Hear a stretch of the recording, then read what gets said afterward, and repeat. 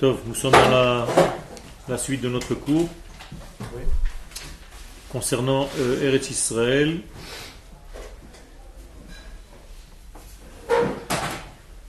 Et la différence entre le secret de cette terre et la façon de la voir au niveau dévoilé. Nous sommes dans le passage qui commence Veka Asher Mitorerim Belahat. Lorsque l'homme se réveille avec ardeur, Belahat Kodesh, une ardeur de l'étude de la Torah, la Da'at Uleasig et Achelek Hane'elam, afin de connaître, d'arriver à accéder à la partie cachée, Shemekupal Bagvil, cette partie qui est cachée en réalité dans le blanc d'entre les lettres. Vegomrim alav et ahalel, c'est une expression, c'est-à-dire que nous sommes dans l'approche intérieure de l'étude, à tel point que nous pouvons dire le Hallel, c'est-à-dire remercier, louer Akadosh Baruch Hu d'avoir accepté de nous faire entrer dans ce niveau-là de l'étude. C'est comme un remerciement à Akadosh Baruch Hu de nous donner accès à cette partie cachée de la Torah. Are az gam ha giluyim hamidgalim beotiyot. Si c'est le cas, eh bien même les dévoilements qui passent par les lettres elles-mêmes, mitna'arim et afaram, elles sont nettoyées de leur poussière.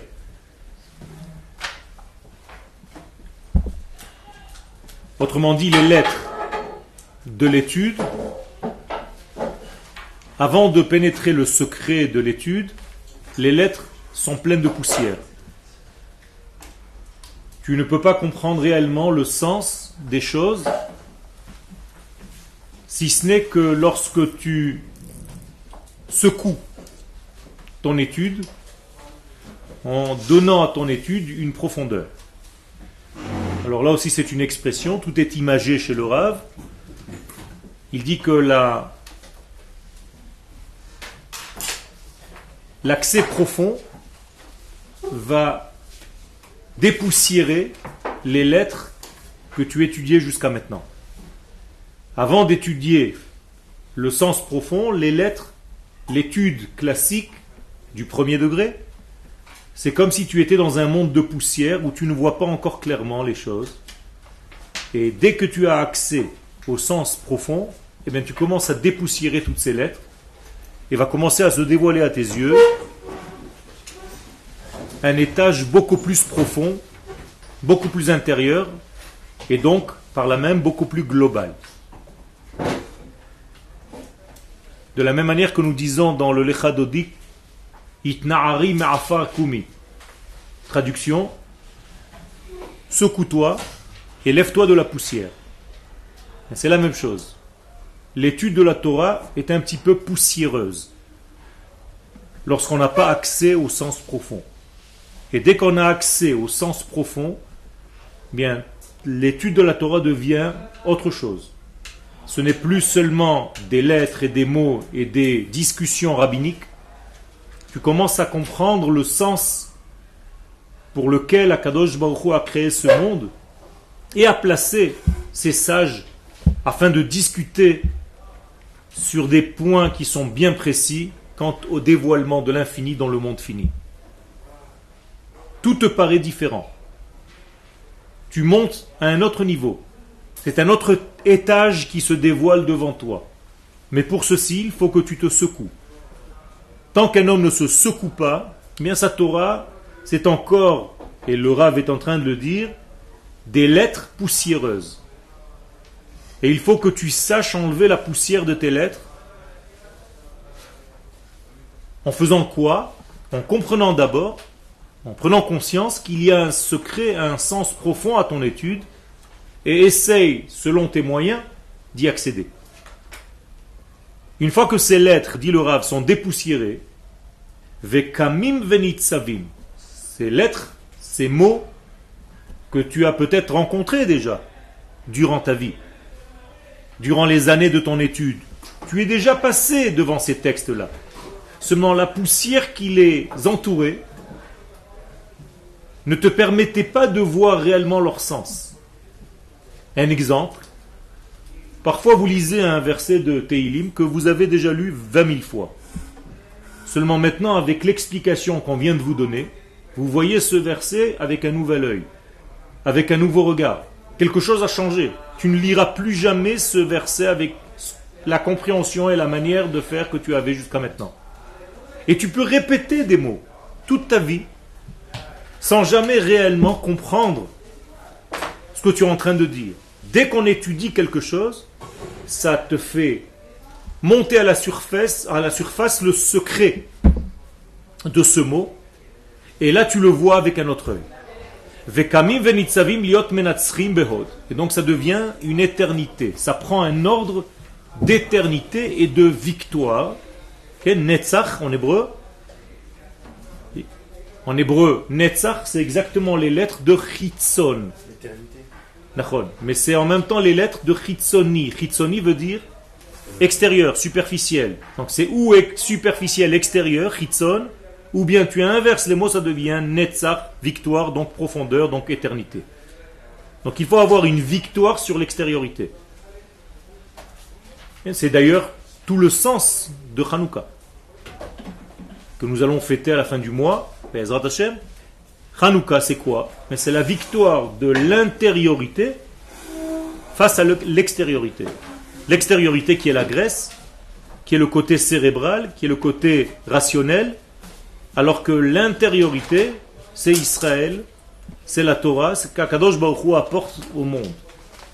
Mais tant que tu laisses le grec qui est en toi gagner, mais tu laisses en réalité l'extériorité qui est en toi, tu la laisses gagner. Et dès que tu comprends le sens profond, mais tu donnes le pouvoir à la face cachée qui est en toi et à la face cachée qui se trouve dans l'univers tout entier. À l'étude de la face cachée qui va gérer en réalité même la face dévoilée.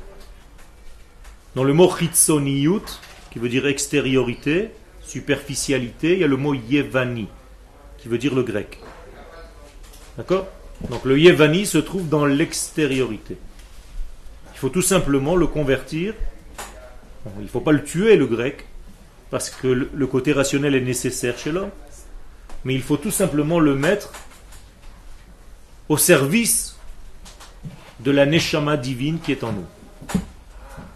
C'est bien que nous ayons un côté cérébral, cartésien, intellectuel, mais c'est seulement comme serviteur de l'arbre de la vie, et non pas comme premier degré. Autrement dit, nous vivons d'abord de l'être infini, la Torah, et à partir de cela, nous devons, intelligemment parlant, développer cette étude par notre cerveau. Donc ça devient Netzach, Behod Ktushatam, Vetif'artam. Alors là, le Rav joue avec des sphères célestes. Il parle de Netzach, de Hod, de Tiferet. Vous voyez, ce sont des noms de Sphirot. Et lui, il les case à l'intérieur de son texte, à la manière du Rav Kook aussi, c'est-à-dire sous forme allégorique, sous forme poétique. Il introduit, il insère des termes venus du monde de la Kabbalah qui nous disent tout simplement, et là je vous le traduis directement, il s'agit du degré des jambes, des pieds. Autrement dit, tant que les choses ne sont pas au niveau des jambes, eh bien elles n'existent pas encore réellement. Je vais le traduire avec d'autres mots. Lorsque nous avons une idée, un idéal, tant que cet idéal n'est pas arrivé à l'étage des jambes, à l'étage de la manifestation, du dévoilement, eh bien, le travail n'est pas terminé. Le travail, c'est d'arriver toujours aux sphères inférieures, et le nom des sphères inférieures, peu importe maintenant, c'est pas la peine de rentrer dans tous les détails, ça s'appelle Netzach, Hod, Yesod, qu'il a appelé ici Kedusha et Tiferet. Donc le Rav est en train d'introduire donc des notions de Kabbalah pour nous dire que tes idées, fais-les descendre pour les vivre. Et ça, c'est ce qui se passe avec l'étude lorsque tu prends contact avec le sens profond de l'étude, eh bien tu touches l'essence des mots, l'essence des lettres, et c'est comme si tu les mettais en place. Maintenant, elles sont debout. Elles tiennent sur leurs jambes. Avant, c'était des lettres, des mots que tu lisais, mais tu ne savais pas en réalité ce que tu es en train de faire. Là, avec le sens profond, tu as donné en réalité à chaque degré une assise, une force, une stabilité, une stature. Et là, ce sont des lettres qui peuvent te révéler le secret. Donc, kamim venitzavim liot menatzrim beot gdushatam vetifartam. Jusqu'à quel point? Umalea haaretz de'aet Hashem. Jusqu'à ce que la terre soit remplie de la connaissance divine. Donc du sens divin qui vient et qui entre dans notre monde. Nous sommes là pour faire descendre Dieu, entre guillemets, le faire descendre, donc le dévoiler. Ça sous-entend descendre égale dévoiler. Faire dévoiler, faire descendre Dieu dans ce monde. C'est pour ça que nous sommes là. C'est-à-dire le peuple d'Israël est un canal par lequel Dieu passe pour arriver et accéder au monde. Le jour où le monde sera rempli de cette connaissance divine, ça veut dire Dieu va remplir le monde, eh bien ce sont les jours messianiques, c'est la fin des temps, c'est-à-dire que nous allons voir les choses avec un autre œil, à un autre degré. Okay. Pourquoi tout ce schéma? Pourquoi tout ce schéma? Tout ce chemin, tout ce cheminement. Tout simplement pour laisser à l'homme la capacité à devenir associé à cette descente divine. Dieu aurait pu, effectivement, tu as raison, revenir dans ce monde tout seul. Il n'a pas besoin de nous pour cela. De la même manière qu'il a créé ce monde et qu'il s'est, entre guillemets, retiré ou qu'il a sorti le monde de lui pour le créer, eh bien, il aurait pu revenir tout seul dans ce monde sans l'intermédiaire de personne. Il a choisi l'intermédiaire Israël pour revenir dans ce monde. C'est en toi que Dieu a vu la capacité à faire revenir Dieu dans ce monde. Donc le retour de Dieu dans ce monde se fait par Israël. Pour laisser à l'homme la place de devenir l'associé de sa création, donc pour avoir du plaisir de participer à la bonification de tout cet univers. Ce monde, si je te le donne déjà fait, mais tu es dans une position que les philosophes appellent parménide, donc une forme parménidienne, c'est-à-dire quelque chose qui ne bouge pas. Tout est déjà là. Ce qui est. L'homme qui représente cela, c'est Esav. Esav s'appelle dans le langage de nos sages Assoui, il est déjà fait. Il n'y a rien à faire avec lui. Donc il n'a pas d'effort à fournir. Il vit pleinement sa vie directement. Mais il ne prend pas les choses au premier degré, le plus haut. Il prend les choses telles qu'elles sont, au niveau naturel, au niveau basique. Il y a une autre forme que les philosophes appellent héraclidéenne. Donc Héraclite, c'est l'autre forme, c'est celle qui sans arrêt évolue. Et l'évolution de l'être, c'est Yaakov. Yaakov, qui se traduit par le terme de il est suivi, il continue, il a une suite dans les idées. Va Yaakven ize pa'amaim, en hébreu ikvi. Ikvi veut dire non. Qu'est-ce que c'est ikvi en hébreu? Comment ça se dit en hébreu? Quelqu'un qui a une continuité. Comment ça se dit en français? Assidu. Quelqu'un qui continue, qui ne s'arrête pas. Il est conforme à ce qu'il doit faire et il est tout le temps en perpétuelle évolution. C'est pour ça qu'Yaakov ne garde pas son nom Yaakov. Il va devenir Israël. Donc vous voyez que ce n'est pas parménidien, c'est héraclitéen. Ça veut dire que c'est un être en évolution permanente.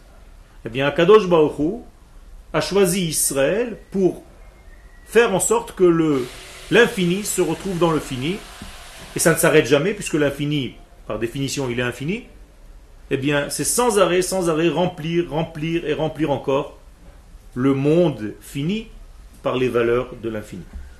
Et nous sommes Israël, le trait d'union entre ces deux mondes, comme le rêve que vous allez voir dans la paracha de la semaine de Yaakov avec la fameuse échelle dont la tête va vers le ciel et les pieds de l'échelle vont vers la terre. Ça veut dire qu'il y a une idée bien précise de relier les cieux à la matière, l'esprit à la matière, le jour et la nuit, l'homme et la femme, Dieu et les hommes, la neshama et le corps, le soleil et la lune. Ouais, je vous ai donné des exemples, mais en réalité, c'est ça qu'Israël est venu faire dans ce monde. Donc le but de ce processus, c'est de permettre à l'homme d'être associé à toute cette création. Okay. Il avait dit donc notre but à nous, c'est de faire descendre Hachem dans le monde. C'est pas plus Hachem qui nous fait monter. Vous avez toujours dit c'est d'en haut vers le bas. C'est pas. C'est d'en haut vers le bas. Donc c'est lui qui descend. Vous avez dit c'est pas nous qui faisons quoi. C'est toujours lui. Non, j'ai dit que c'est pas nous qui montons. Si on monte, ça veut dire qu'on néglige le monde dans lequel nous sommes. C'est nous qui faisons en sorte de le faire. Exactement, c'est nous qui faisons en sorte de le faire descendre. C'est-à-dire, je m'ouvre, je me fais canal pour qu'il passe par moi dans le même sens, du haut vers le bas. Ce que, oui, j'ai dit, c'est qu'on ne monte nulle part. Parce que monter quelque part, ça veut dire que ça sous-entend que ce que j'ai ici ou ce qu'il y a ici n'est pas bon. Mais ce n'est pas le but. Le but, c'est pas de quitter la terre. Dieu m'a mis sur la terre, c'est pas pour la quitter. Donc je dois faire en sorte de remplir cette terre dans laquelle je suis par des valeurs célestes. Mais moi, si je monte vers lui, c'est comme si j'ai abandonné ce monde. Donc si j'ai abandonné ce monde, ça veut dire tout simplement que je n'y crois pas. Et que je ne crois pas que Dieu lui-même est capable d'arranger ce monde. Donc la seule chose à faire, c'est de le fuir. Et ça, ce n'est pas du judaïsme. Mais en contre, c'est un mec qui font ça. Eux, ils montent vers Hachem. C'est un problème. Parce qu'il n'y a pas de terre, il n'y a pas de jambes. Eux, ils font ça. Et c'est pour ça qu'il y a marqué qu'en Eretz Israël, on ressemble à quelqu'un qui a le nom de Elohim qui apparaît. Qu'est-ce que c'est le nom de Elohim? C'est le Dieu transcendant qui descend dans le monde, qui est immanent, qui pénètre le monde et qui s'habille dans notre vie, dans notre nature. Et c'est pour ça que c'est très important de savoir de Adonai Hu Ha-Elohim. Donc le tétragramme devient Elohim. Autrement dit, je fais en sorte de transformer l'infini en fini. C'est pas que l'infini va devenir fini, mais c'est une manière de parler. Je vais faire en sorte que les valeurs de voix d'Akadosh Baruch Hu lui-même soient les mêmes valeurs avec lesquelles moi je vois le monde. Je dois, en d'autres termes, voir le monde avec les yeux d'Akadosh Baruch Hu. Je dois commencer à voir tout ce que je vois, avoir une approche divine de chaque chose. Même quand je bois un verre d'eau. Tant que mon approche est une approche animale, basique, bien ça veut dire que je n'ai pas encore fait descendre des valeurs qui me dépassent. Donc, faire descendre des valeurs divines dans ce monde, c'est transformer ma manière de voir la vie. Et ma manière d'agir, ma manière de penser, ma manière de parler. Donc je deviens de plus en plus moi-même divin, sur terre. Parce que le divin m'habille. Je deviens un vêtement pour le divin. Le divin utilise mon être pour traverser cet être-là et se dévoiler dans le monde encore plus. Donc là où je passe, je fais en sorte qu'il y ait un écoulement du divin, un dévoilement du divin aux gens que je vais rencontrer. Chacun de nous doit être ce canal-là, et d'une manière collective, toute l'Assemblée d'Israël, elle a cette force-là. Les Ashrot Ruach Nevoah, tout ceci va vers quelque chose, bien entendu, de très réel et de très concret, la prophétie. Qu'est-ce que cela veut dire? La prophétie, c'est de vivre réellement selon la vérité absolue divine, et non pas subjective, comme chacun de nous vit dans une subjectivité continuelle. Il ne sait pas si ce qu'il pense, c'est parce qu'il a eu l'habitude, parce qu'il est né dans tel et tel contexte qu'il pense pareil. Est-ce qu'il sait où est la vérité, où est le mensonge? D'où est-ce qu'on sait? D'où est-ce que tu sais où est le bien, où est le mal? Eh bien, il y a une force intuitive qu'Akadosh Baruch Hu nous donne, ça s'appelle la prophétie. Cette prophétie, lorsqu'elle abonde, lorsqu'elle descend d'une manière beaucoup plus forte, eh bien j'ai conscience aussi en même temps que c'est en train de passer par moi. Et les valeurs que l'éternité me donne, que l'éternel me donne, ce sont les valeurs que j'acquiers. Et je commence à vivre selon ces valeurs-là dans ma vie. Et donc la morale, je ne vais plus la calculer selon mon cerveau à moi. Je vais voir ce qu'Akadosh Baruch Hu me dit concernant la morale. Quelle est la véritable morale avec laquelle le monde doit vivre? Pas ce que moi j'ai déduit de mon intellect. Pour cela, il faut un renouveau de la prophétie. La prophétie m'apporte des choses de l'ordre de l'infini, dans le monde fini dans lequel je suis. S'il n'y a pas de prophétie, il n'y a pas de judaïsme. S'il n'y a pas de prophétie, il n'y a pas de Torah. Toute la Torah est une prophétie. S'il n'y a pas de prophétie, je jette ma kippa. Il n'y a rien à faire. Parce que tout ça, c'est des inventions des hommes, ça ne m'intéresse pas. Si ça ne vient pas de l'infini, béni soit-il, ça ne m'intéresse pas de créer encore une religion dans le monde et faire des actes. Comprenez bien que si la Torah n'a pas été donnée du ciel et que je ne crois pas en ça, je n'ai pas la conviction de cela, j'ai un grave problème. Parce que ça voudrait dire que la Torah a été inventée par des gens. Intelligents peut-être, mais en quoi ça me concerne? Les hommes sont toujours subjectifs. Donc ce qu'il a pensé lui, c'est pas ce que je pense moi. La seule possibilité pour que je suive la Torah, c'est qu'elle vienne de l'infini, qu'elle vienne d'Akadosh Baruch Hu lui-même. Et ça, c'est le don de la Torah au mont Sinaï. Aucune nation du monde n'a eu cela, sauf Israël. C'est Dieu qui est venu vers nous. On n'est pas allé le chercher. Il est descendu. Vayered Hashem al har Sinaï. Dieu est descendu sur la montagne du Sinaï. C'est l'infini qui s'adresse au fini. C'est l'infini qui s'adresse aux hommes. À partir de ce moment-là, je peux prendre la Torah et me dire que si ça vient de l'infini qui, lui, a créé le monde, ça veut dire qu'il connaît en réalité la structure intérieure de ce monde. Et donc, appliquer ce qu'il me dit, c'est tout simplement mieux vivre. Et là, je change complètement ma manière de vivre. C'est pas compliqué ce que je dis, Nahon? Si oui, levez la main. Ken. Pourquoi est-ce qu'il a choisi nous et pas nous? Il a fait. Ça, c'est une très très bonne question. Pourquoi nous et pas quelqu'un d'autre? Il y a il y a des réponses très profondes à cela. Ils ont refusé. Non. Ils n'ont pas refusé parce qu'il n'y a pas eu, au grand jamais, il n'y a jamais eu un rendez-vous de Dieu avec toutes les peuplades. Où ça? Donne-moi un texte. Ou donne-le-moi le texte. Où c'est marqué? Et par chaque, Dieu il a rassemblé toutes les nations et leur a dit, vous voulez la Torah? Alors qu'est-ce qu'il a? Pardon? Chacun. Donne-le-moi le texte, hein, ne me sors pas un midrash. Le texte, d'accord? Sinon j'ai pas la même référence de Torah. Vous ne savez pas de quoi, quand Hachem il a proposé la Torah en Israël. Quel? Ils ne savaient pas, ils ont dit Naaseh Venish, on va faire et après on va comprendre. Ils ne savaient pas. Ils n'ont pas posé de question. Parce qu'en fait, ce qui est marqué dans le Midrash, pas le texte, c'est que Hachem, quand il a proposé la Torah à chaque peuple, un peuple d'Ishmaël, il a dit voilà, vous n'aurez pas le droit de. Qu'est-ce que ça veut dire? Qu'est-ce que ça veut dire que le peuple a dit? Il a mis une barrière, une interdiction, que chaque peuple avait l'habitude de franchir. Autrement dit, chaque nation ne pouvait pas naturellement recevoir la Torah. Pourquoi? Parce qu'il y avait en elle une structure intérieure qui ne permettait pas. Voilà. C'est ça que ça veut dire. Il n'y a jamais eu de réunion. Ken, il est allé chercher un livre, il va m'apporter un midrash. Ça n'existe pas dans le texte.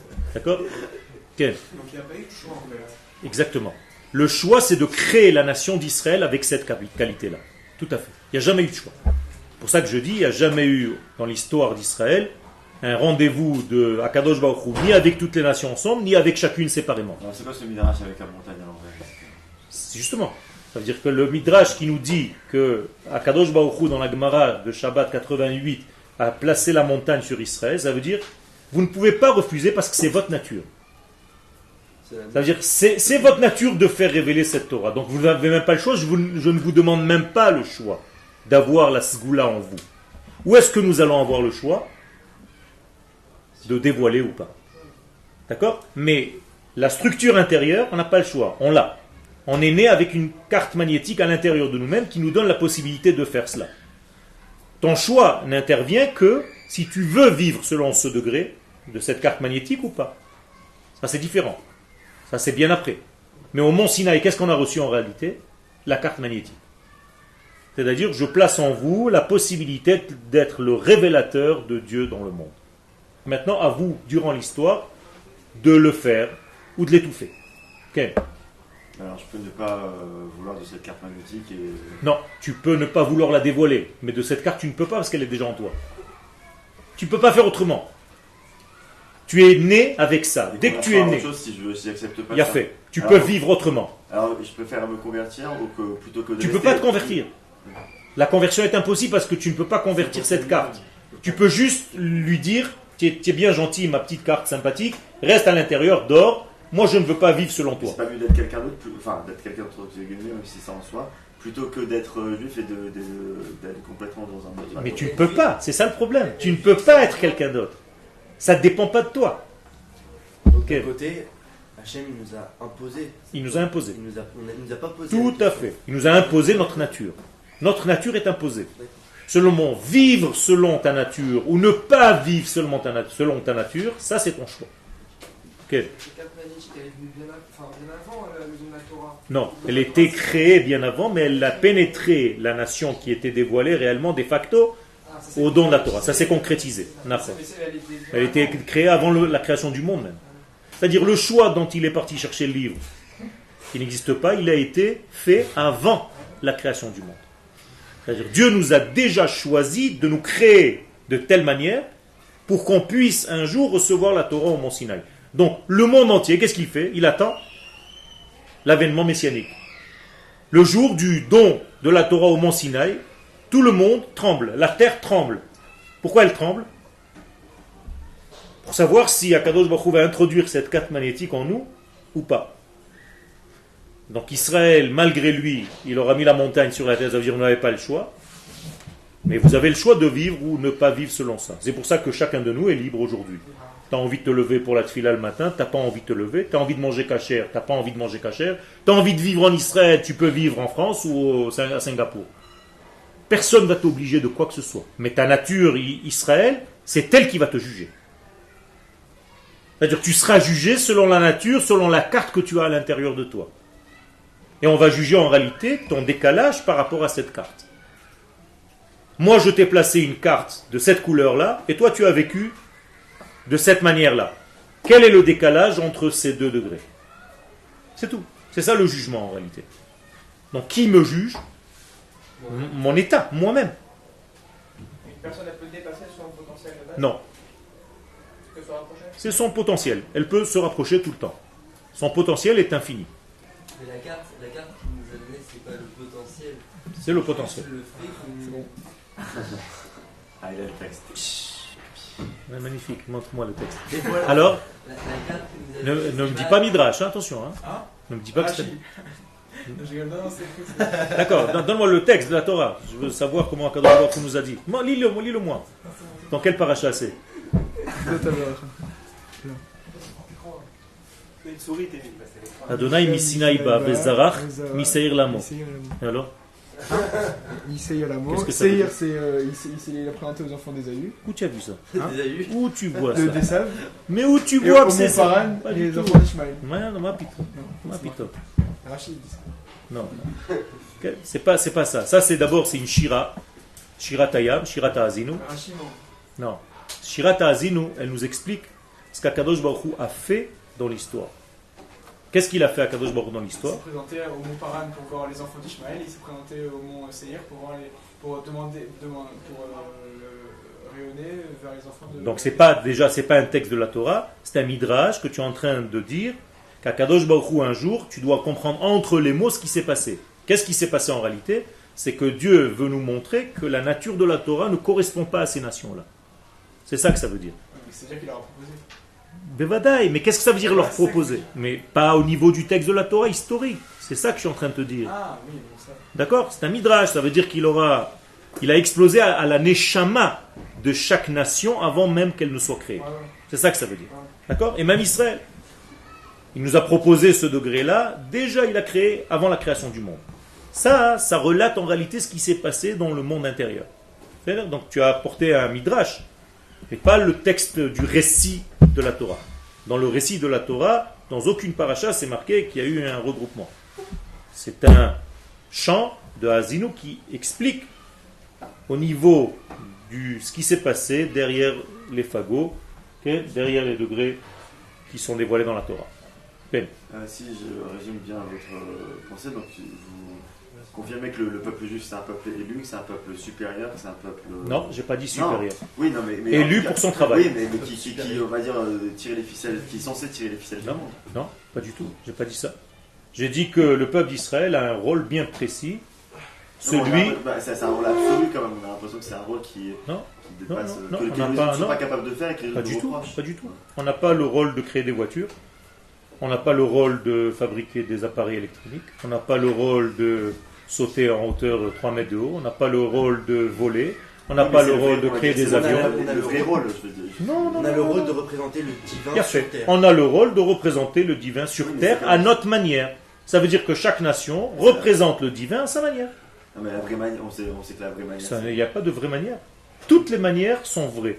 Donc chaque nation dit « tu m'as choisi pour ce que je suis ». C'est-à-dire un japonais peut dire tous les matins « Elohai neshama she natatabi » pour faire telle et telle chose. Lui aussi il a une neshama et il est spécialiste pour faire telle et telle chose dans ce monde. Et il apporte lui aussi son bénéfice au monde. Mais tout ce qui est relatif à la création de l'homme, au but de l'homme, etc. La neshama. Nous, Israël, on apporte la neshama au monde.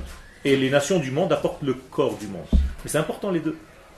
Le corps, c'est pas supérieur. Le corps ne va pas sans la neshama. Et la neshama ne va pas sans le corps. Donc, j'ai jamais dit supérieur. Attention, c'est un rôle différent. De la même manière que les oiseaux apportent leur participation à la création du monde. Je ne peux pas dire à un oiseau, toi tu ne vaux rien, moi je suis mieux que toi. Ça ne veut rien dire. On se distingue quand même. Bien fait, distinguer. Bien dit. Distinguer, ça veut dire faire la différenciation. Mais pas repousser l'autre et lui dire qu'il n'est pas légitime ou qu'il ne doit pas être là. Leur participation est purement matérielle, hein? Elle est généralement au niveau de la nature. Oui. Ah oui, c'est-à-dire du monde d'ici, pas du monde de l'au-delà. C'est pour ça que nous avons du mal à être ici, parce que nous sommes plus de l'au-delà que d'ici. Kol Israël chelek la olam haba.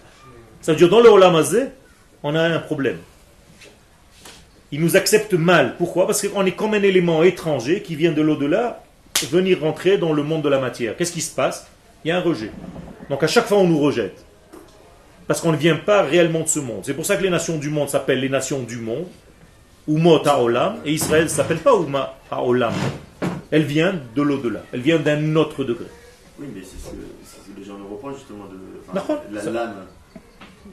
Mais l'âme n'est chacun l'âme n'est pas la même l'âme que les autres. non, c'est pas la même neshama. D'ailleurs, personne n'a la même neshama. Oui, même entre nous, nous n'avons pas la même neshama. Oui, on n'a pas la même neshama. D'accord? Au niveau global. Au niveau collectif, nous avons un niveau de neshama. Mais chaque nation veut être l'âme du monde aussi. Chaque nation, elle a sa fonction dans le monde. Tu as raison. Mais elle veut être l'âme. Jamais, regarde ton corps. Jamais ton nez n'a voulu devenir autre chose qu'un nez. Il accepte son rôle, il joue son rôle dans l'édifice global que tu es, que tu présentes. C'est comme ça qu'il faut voir le monde. Si une nation veut devenir quelqu'un d'autre, ça veut dire qu'elle a un problème. Moi, je ne veux pas être quelqu'un d'autre. Je veux ni être mon rave, ni être quelqu'un d'autre. Je veux être Yoel. Je n'ai pas besoin d'être l'imitation de mon rave, avec tout le respect que je lui dois. Si je suis comme lui, alors il y a un des deux qui est inutile dans ce monde. Moi, je viens compléter ce que mon rave ne peut pas faire. Et je viens compléter ce que lui peut faire. Lui, il vient compléter ce que moi, je ne peux pas. C'est tout. On est complémentaires. Avec les nations du monde, nous sommes complémentaires. Différents, bien entendu, complémentaires, mais non pas supérieurs ou inférieurs. Arrêtez avec ça. Sinon, l'homme est supérieur à la femme, le jour est supérieur à la nuit. Ça ne veut rien dire tout ça. On ne dit jamais ce mot-là dans la Torah. On dit, qu'est-ce qu'on dit? Havdalah. Nous sommes différents. La Havdalah que tu fais Motzei Shabbat, c'est pour différencier, mais pas pour dire je suis plus grand que l'autre. Donc chacun doit respecter son rôle et on est complémentaires. Et j'ai besoin des Chinois et des Japonais et des Turcs. Okay? À part l'aspect divin du Ham Israël, qu'on est présent sur Terre, on a aussi un aspect matériel. Nachon. Israël, On a du mal avec cet Israël, aspect. à la porte au monde, beaucoup de choses au niveau Nachon. matériel. Pourquoi? En l'espace de 60 ans, on a réussi à faire beaucoup de choses que des pays en, Tout à en fait. 100 ans n'ont pas réussi. Dis-moi pourquoi, si tu as lu la paracha de cette semaine. Je n'ai pas terminé de la lire. C'est pas grave, c'était au début. C'est parce que tout simplement Yaakov a pris la bénédiction de son père Yitzhak, même au niveau du monde matériel. Quand il s'est déguisé et qu'il a mis les bras de Esav poilus, et que son père aveugle, entre guillemets, ferme les yeux et dit « Je m'en fiche de celui qui est devant moi. L'essentiel, c'est qu'il est en train de réaliser ce que je veux. » C'est-à-dire un homme qui est capable d'être avec la voix de Yaakov, Akol Kol Yaakov, mais en même temps, il a les mains de Esav. Ça veut dire que c'est un homme qui peut s'occuper de choses très très très très élevées, mais en même temps, il sait aussi, comme tu es en train de dire, faire des choses dans ce monde matériel. Cet homme-là, je le bénis. Ça veut dire que nous avons aussi gagné le Inyan de ce monde-là. Ça peut énerver. À quoi c'est ça? Quoi il sert alors? À quoi il sert? Parce Parce qu'on a certains degrés qu'on peut faire, mais pas tout. D'accord? Il a les Yadaim Yedé Esav, mais c'est toujours Esav. D'accord? Ça veut dire on peut faire des choses que Esav fait. On a reçu aussi cette capacité. Pas tout. Qu'est-ce qu'il fait de spécifique alors? Esav, il est là pour renforcer le monde, pour construire l'édifice du monde, pour fabriquer, pour chercher. Chochma bagoim ta'amin. Torah bagoim al ta'amin. Ça veut dire les goïms n'ont pas de Torah, mais ils ont une chochma. Et ça, tu peux être convaincu. C'est très important. Tout leur apport au monde, dans toutes les civilisations, ils ont apporté beaucoup de choses dans le monde. Les nations du monde, elles sont nécessaires même pour Israël. Nous utilisons ce que les nations du monde. C'est quoi leur but? Leur but, c'est de la même chose que l'homme, servir d'ustensile pour que la lumière divine descende. Israël va être le vecteur, mais la Torah doit arriver chez qui? Chez les goïms. Veyadou Mitzrayim qui ani Hashem. Il faut que l'Égypte, autrement dit que les nations du monde, reconnaissent Akadosh Baruch Hu. Pour qu'il dit quoi? Pour que ce monde soit rempli d'éternité et que le monde tout entier, et les goïms et les juifs, Ça sera après Mashiach, hein. montent. C'est à l'époque du Mashiach. C'est le Mashiach qui vient, qui restructure le monde, et le monde monte à un autre niveau. Donc il y a un manque. Si on ne peut pas faire ça sans Mashiach. Toujours un monde. Si on ne peut pas réussir à faire ça sans Mashiach, ça veut dire qu'on n'a pas réussi. Tout à fait. totalement notre- Tu as raison. C'est pour ça qu'on n'est pas encore dans la Géoula Shlema. Le Mashiach, c'est la Géoula Shlema. Ça veut dire qu'il va dévoiler certaines choses qu'on n'est pas encore capable de faire sans lui. Et on va compléter, mais à chaque fois on complète. On n'est jamais complet. On est toujours en voie de complétude.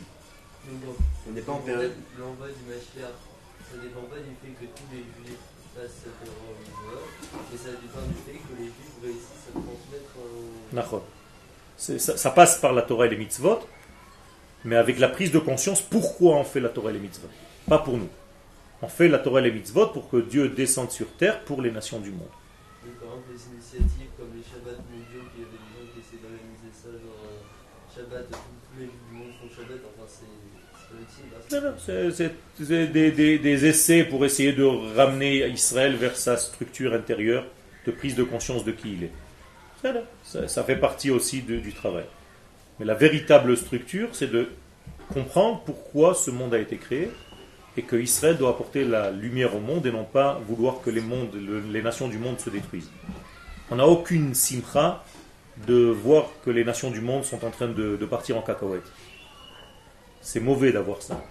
Il faut au contraire, il faut aimer les nations du monde. Et il faut savoir que nous sommes là pour apporter cette lumière divine. Avec beaucoup de respect et pas avec de la gaava, pas avec de l'orgueil. Pas tout le monde réfléchit comme ça. C'est un problème. Enfin, Israël, je parle. C'est un problème. Les gens qui pensent que la Torah c'est pour nous et qu'on va recevoir les choses pour nous et que le Mashiach il est pour nous et que le Beth Amikdash il est pour nous et qu'on va s'enfermer dans notre petite sauce privée, c'est un problème. Les Chachamim nous disent qu'il Bet Tefila Ikar et les Kolamim, même le Beth Amikdash, il va y avoir des dizaines de milliers de bus qui vont arriver chaque jour. C'est pour tout le monde. Il va y avoir une panique totale ici. En plus, c'est très serré, hein, c'est très étroit. D'accord. Je ne sais pas combien on va faire, mais c'est fait pour ça. Non, je rigole pas en plus. Beth Amikdash, c'est pour les nations du monde. Et nous sommes les Kohanim. On va se servir en réalité les nations du monde. On va servir la lumière de Dieu aux nations du monde. Au lieu d'aller au restaurant et de recevoir des pâtes, on va leur servir du Kodesh. Des notions divines. Okay.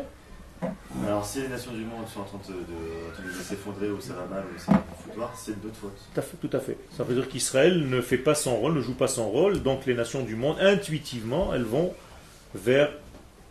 Qu'est-ce qui se passe quand tu as une extinction de lumière? Tu cours vers le compteur. Directement. Mais Israël, c'est le compteur, c'est lui qui doit en fait faire passer la lumière de Chevrat Hashmal, c'est-à-dire Akadosh Baruch Hu, vers la maison, c'est-à-dire les nations du monde. Chaque fois qu'il y a une coupure de courant, mais tu vas dans la boîte, c'est-à-dire Israël. Sur ta boîte, tu peux marquer Israël. Il y a un problème avec un des fusibles ou un truc, on a pété les plombs, je sais pas quoi. Donc c'est juste parce qu'on nous reproche d'être responsable Tout à fait. Si on est responsable, eh bien jouez votre rôle. C'est ce que les nations du monde attendent de nous aujourd'hui. Vous avez dit que vous êtes responsable de ce monde, de la lumière de ce monde. On vous a donné une terre pour ça. Vous êtes en train de revenir sur votre terre. Eh bien, donnez-nous cette lumière. On est en train de marcher dans le noir. Alors, qu'est-ce qu'on leur répond? On essaie de vous donner cette lumière, vous la refusez, parce que vous avez l'impression qu'on veut vous faire du mal. Mais nous, on est là pour faire du bien. Donc, il y a un dialogue jusqu'à ce que les choses se mettent en place pour qu'elles comprennent, ces nations du monde, qu'on est là pour faire du bien. Elles ont du mal à recevoir d'Israël. Alors qu'Israël est là pour donner le bien. Il y en a qui reconnaissent cette lumière. Parce que ceux qui savent étudier, même dans leur façon d'étudier, sont arrivés à la conclusion que ça passe par Israël.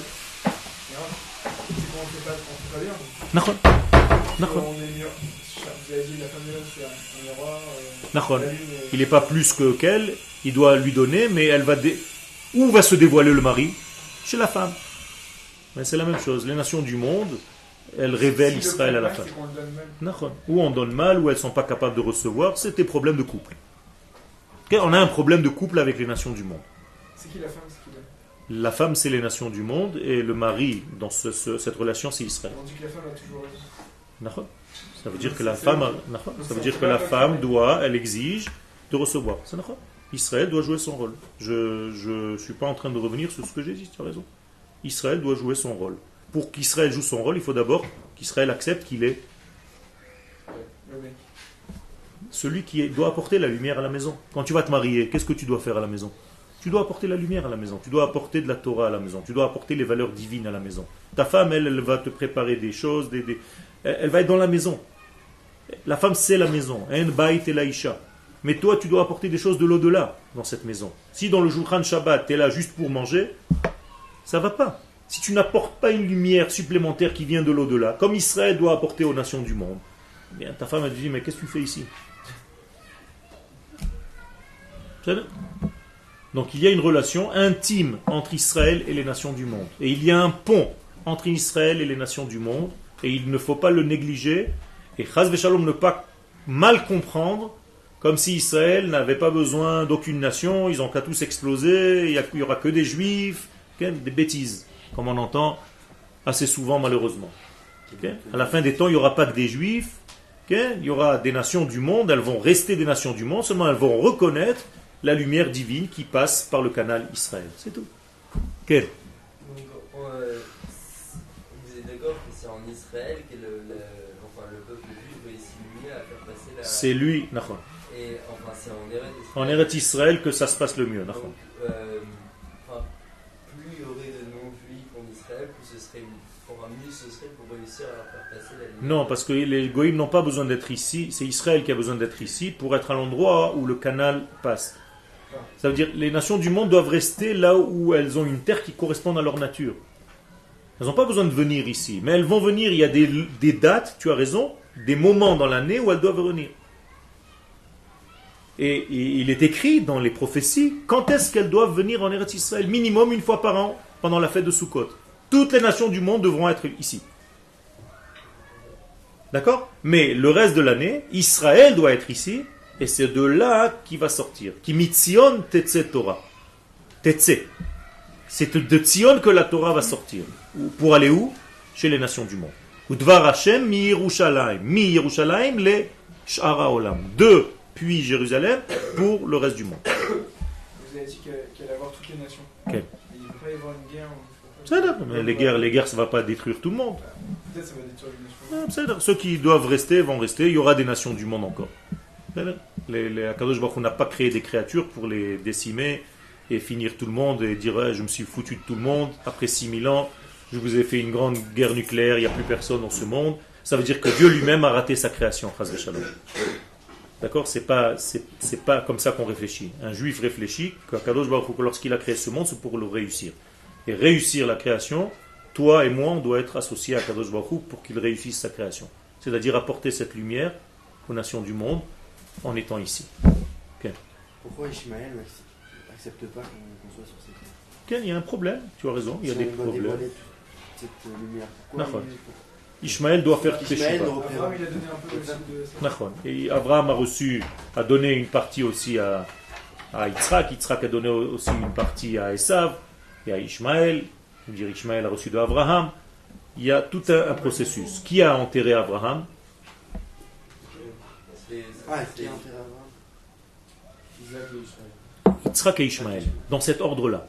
Il est marqué dans la Torah que c'est Yitzhak et Ishmaël qui ont enterré Abraham. Qui est l'aîné? Alors pourquoi il n'y a pas marqué Ishmaël et Yitzhak? Il a fait mode, il a fait tchouva. C'est ça la tchouva. Ça veut dire qu'Ishmaël est là. Aujourd'hui, il nous embête.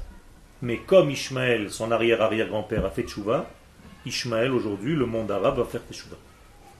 Va reconnaître.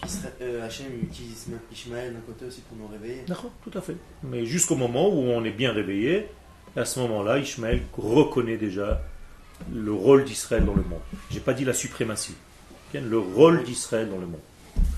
C'est quoi la place d'Amalek dans tout ça? La place d'Amalek, c'est une forme de révélateur.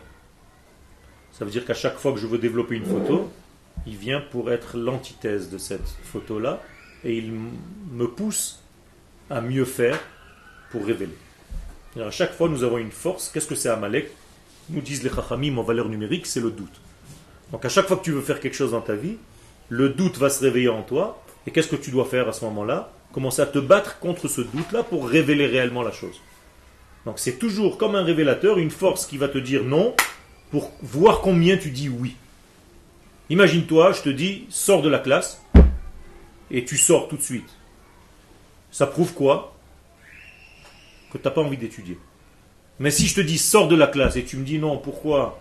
J'ai envie de rester arabe, j'ai envie d'écouter le cours. Qu'est-ce que je me dis? Il a envie de rester. Donc il a Amalek. Donc Amalek, c'est quoi? C'est quand je te dis, sors de la classe, tu sors, sans rien faire. Mais quand tu te bats contre Amalek, tu essaies de rester dans la classe. Tu me prouves que tu veux étudier. Non, parce que quand il sort, il n'y a pas de doute. Au contraire, il a complètement douté de son état ici. Il n'a rien à faire. Donc il est sorti. Alors qu'il doit prendre confiance que son état est ici. S'il avait douté, il serait resté. S'il avait douté, il m'aurait dit, pourquoi? Je veux rester. Pourquoi tu me fais sortir? Mais si je sors, ça veut dire que je suis convaincu que j'ai rien à faire dans cette classe. D'accord? Il appartient aux nations du monde. Amalek, c'est encore une force qui est l'égale d'Israël dans le sens inverse. C'est-à-dire que c'est la plus haute des nations. Reshit Goïm Amalek. C'est la tête des nations. Comme il y a marqué Reshit Tvuato concernant Israël, chez eux aussi il y a le mot Reshit. Ça veut dire on est deux Reshit. Hitler disait c'est ou eux ou moi. Il ne peut pas y avoir deux. Il marche mauvais. Amalek, c'est vraiment une nation, c'est plutôt. Amalek, c'est une force et elle s'habille dans des nations. Aujourd'hui, on a du mal à reconnaître qui est réellement. Il y a eu une époque dans la Bible où on savait exactement reconnaître Amalek. Et notre rôle, c'est, une fois qu'on a fini toutes les guerres ici, après encore une guerre contre ce doute-là, pour dévoiler le messianisme. Hitler, on sait qu'Hitler c'était un... On sait, malheureusement, on le sait ou pendant ou après. Mais on n'arrive pas à savoir avant. Et aujourd'hui, par exemple, tous ces Iraniens qui veulent faire sauter Israël, qui veulent nous balancer une bombe sur la tête, et on sait que c'est une force amalékite. Même si eux-mêmes c'est pas Amalek, il y a aussi une force amalékite. D'accord? Ok. Mais ça, on ne peut pas le faire seul. On doit le faire en tant que peuple qui revient sur sa terre. Parce que nous avons 3 mitzvot quand on revient en terre d'Israël. L'une d'entre elles, c'est d'enlever le souvenir de Amalek. Ça veut dire que seulement en tant que nation, on peut le faire. Je peux pas sortir seul avec mon pistolet et tirer dans les rues. Mais si je suis envoyé par Tzahal, oui. D'accord? Un soldat israélien, s'il n'est pas envoyé par l'armée, c'est un tueur. Mais s'il est envoyé par l'armée, c'est autre chose. Ok.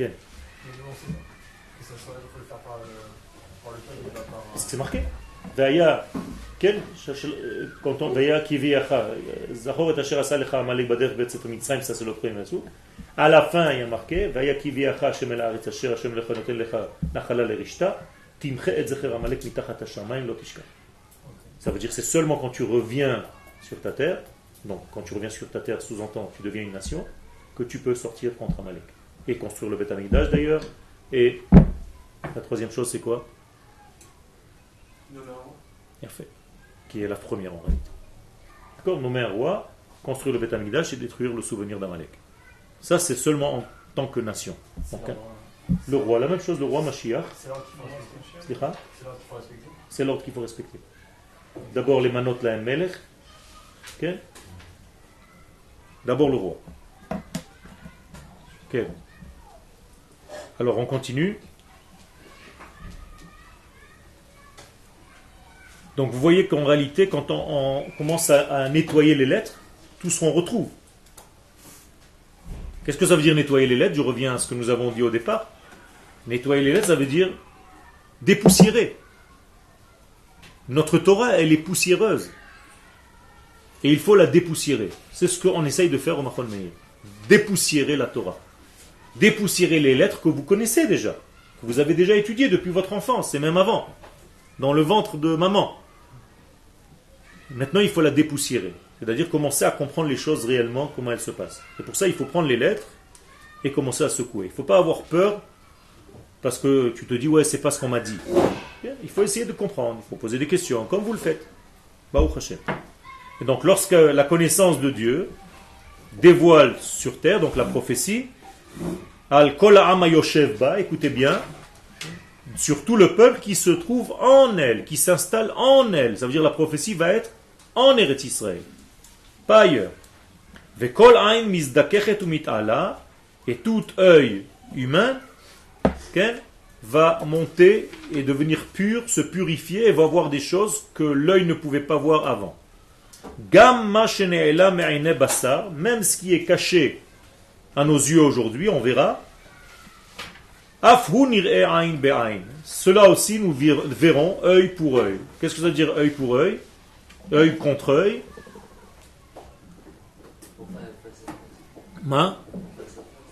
Qu'est-ce que ça veut dire? Le Rav Kook Zatzal expliquait, nous verrons avec nos yeux comme Dieu voit lui-même. Nous serons au même degré de vision. Alors, notre œil sera à l'étage de l'œil divin, de l'œil divin.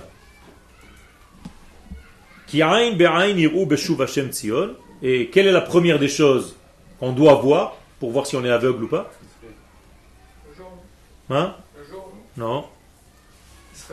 Non. C'est marqué, je viens de vous le lire.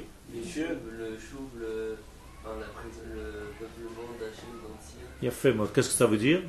Avec des mots simples? Non, avec des mots plus simples encore que la Shrina. C'est le nom de Dieu en Israël. Plus clairement. Tout ce que vous dites, c'est vrai, mais qu'est-ce que ça veut dire réellement? Le peuple qui revient. Beshuv Hashem Tzion. C'est quand Am Israël est en train de revenir de tous les exils dans lesquels il est. Autrement dit, quel est le test? Nous allons passer un test pour voir si nous voyons bien ou pas. Quel est le test à voir? Si tu vois ton peuple revenir et tu comprends que c'est un acte divin. Si tu es en train de voir des milliers de personnes en train de faire leur carte d'identité et d'ouvrir des comptes et de venir en Israël et de je ne sais pas quoi, et que tu comprends que c'est un processus du divin qui est en train de se réaliser là, c'est pas des gens qui un jour ils se sont levés, ils se sont dit tiens on monte, il se passe quelque chose. Ça veut dire que tu as déjà les yeux bien ouverts et tu es en train de voir comment Akadosh Baruch Hu est en train de progresser dans sa Géoula. D'accord? Donc le premier siman, c'est le retour d'Israël sur la terre. Et les juifs qui sont religieux et qui ne voient pas ça. Il y a un problème. C'est ça le problème. Moi quand je viens dans cette classe, ce qui m'émeut le plus, c'est pas que vous soyez en train d'étudier. c'est que vous soyez là, Bichla. Que vous êtes venu de là où vous étiez. Je vous imagine très facilement dans les rues de Paris et dans les rues de là où vous étiez. Et je vous vois ici maintenant, et je sors, je pleure. Je vous jure, j'ai des larmes aux yeux. Je me dis, comment Akadosh Baruch Hu les a sortis, comment ils ont fait pour être là. Et ils sont là. Comment Akadosh Baruch Hu, tu as réussi à les sortir de là-bas, ils auraient pu... C'est fini, c'était fini. Ils auraient pu rester là-bas encore, c'est fini encore une génération, on va savoir ce qui serait devenu. Okay. Ça m'émeut, réellement. Pourquoi? Parce que il faut arriver à cette vision-là, que la nation d'Israël revient sur sa terre. Il n'y a pas plus émouvant que ça. Quand vous voyez un avion entier de juifs qui montent de n'importe où dans le monde, et qui sont avec leur petit drapeau, c'est pas, vous croyez que c'est quelque chose de facile, de quelque chose de logique? Il n'y a rien de logique là-dedans. Le peuple d'Israël n'est pas logique. Vous savez que toute notre matriarche était stérile? Alors comment on est né? Pardon?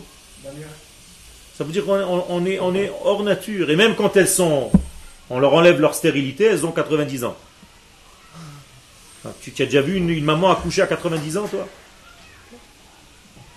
Tout est pas normal. Pas normal aux normes de la Terre. Pas naturel. Ça veut dire on est surnaturel. Ça aussi, ça dérange. Mais on peut comprendre que ça dérange. Il y en a qui n'arrivent pas, ils veulent venir. Il y a aussi une sélection là-dedans entre ceux qui ne veulent pas vraiment et ceux qui veulent et qui n'y arrivent pas. Ceux qui veulent et qui n'y arrivent pas, Kadosh Baruch Hu Be'ezrat Hashem les aide. Mais ceux qui ont une chita de ne pas vouloir, ça c'est très grave. Une chita de ne pas monter, c'est-à-dire non, on ne veut pas monter. Ça c'est un problème, encore plus grave. Parce que c'est comme si on retardait la fin des temps, comme si on retardait la venue du Mashiach. Le Mashiach, son rôle, c'est pas de nous ramener. On doit venir avant. Le Mashiach, il amène juste ceux qui sont paumés, qui n'ont pas réussi avant. Mais kabetz nideche amo Israël. Nidachim, c'est ceux qui restent. La petite poignée qui restait. Mais ceux qui doivent faire l'effort, c'est avant, tout seul. Okay. Oui, mais il y en a quand même énormément. Énormément, c'est pas aussi énormément que ça, parce qu'il y a beaucoup d'assimilation, malheureusement. Tu as raison, il y a beaucoup de monde, mais même avec des noms juifs qui ne sont plus. Ouais, mais il y a quand même entre les États-Unis, la France. Il y a à peu près 6 millions. Et les gens assimilés non plus, hein? Les gens qui sont assimilés non plus, alors les juifs. Non. Non, malheureusement, c'est fini, c'est plus des juifs assimilés. Si eux, ils sont assimilés, ils comptent. Mais une fois qu'ils sont assimilés, qu'un homme juif s'est marié avec une goya, lui, je peux le sauver, mais ses enfants sont goy. Donc il y a un problème. Il faut bien comprendre que c'est une catastrophe. C'est une catastrophe au niveau de la nation. Le peuple d'Israël a toujours continué son histoire avec ceux qui sont sortis. Il y a des gens qui ne sont pas sortis d'Égypte. 4/5 ne sont pas sortis. Alors ils sont où? La Torah n'en parle plus, jamais. Ils sont sortis de l'histoire. L'histoire s'est faite avec ceux qui sont sortis, c'est tout. Vous faites partie des hommes qui sont sortis, des Juifs, d'Égypte. 1/5. Les autres, on n'en parle plus. Pourtant, c'est des millions. Pourquoi ils sont restés? Mais justement, pour les mêmes raisons. On est bien ici, qu'est-ce qu'on va foutre là-bas? On ne sait même pas où on va, c'est un désert. D'abord, il faut traverser un désert avec un allumé qui s'appelle Moshe. Ah ouais. Mais ouais. Et puis quand tu fais 3 ou 4 tours, déjà 4 jours dans le désert, tu te dis, punaise, ils avaient raison les autres, de rester. Il vaut mieux qu'on reste, nous aussi. Et alors tout le monde doit mourir dans ce désert parce qu'ils n'ont pas envie du tout de rentrer réellement. C'est pas évident d'arriver ici. Pas évident. C'est pour ça que je suis ému quand je vous vois et je souhaite et je prie pour que vous restiez. Parce que d'être, c'est une chose. Mais de finir votre étude et vos études et de rester encore ici, c'est encore une autre paire de manches. C'est là? Eh bien c'est tout. Hein. Je crois qu'on est arrivé. Toda Rabba.